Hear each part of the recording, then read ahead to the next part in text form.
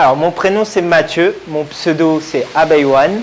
Abeille, c'est un acronyme art, bombing pour les bombes, éphémère pour le caractère éphémère du street art, insulaire pour l'île de la Réunion et le L pour légende parce que je m'inspire des légendes urbaines de la Réunion pour mes peintures.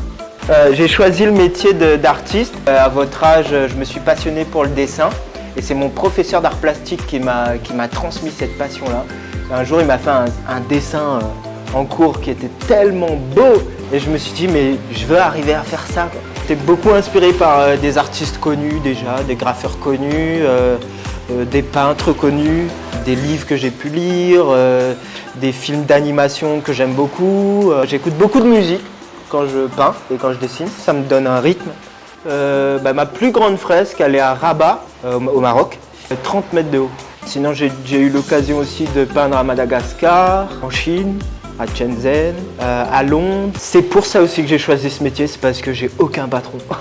Je suis libre, je fais ce que je veux, j'ai mes horaires et je bosse quand je veux. En fait, je bosse tous les jours.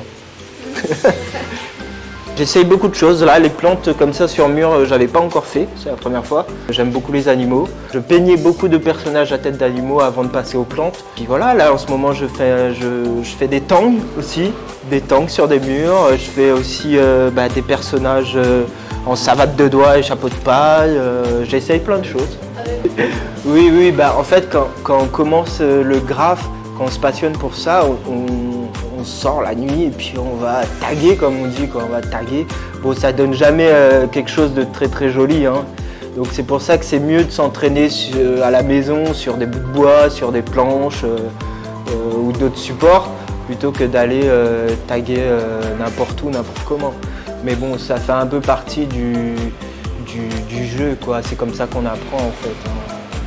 Tous les graffeurs qu'on peut voir qui maintenant font de la fresque et des trucs super beaux, ils ont tous commencé par taguer quoi, et écrire n'importe quoi sur les murs. C'est très compliqué de se faire une place parce qu'il y a beaucoup de graffeurs qui ont beaucoup de talent, il y en a énormément. C'est pas si facile de se faire connaître et d'en vivre. Mais voilà, c'est en persévérant, on y arrive.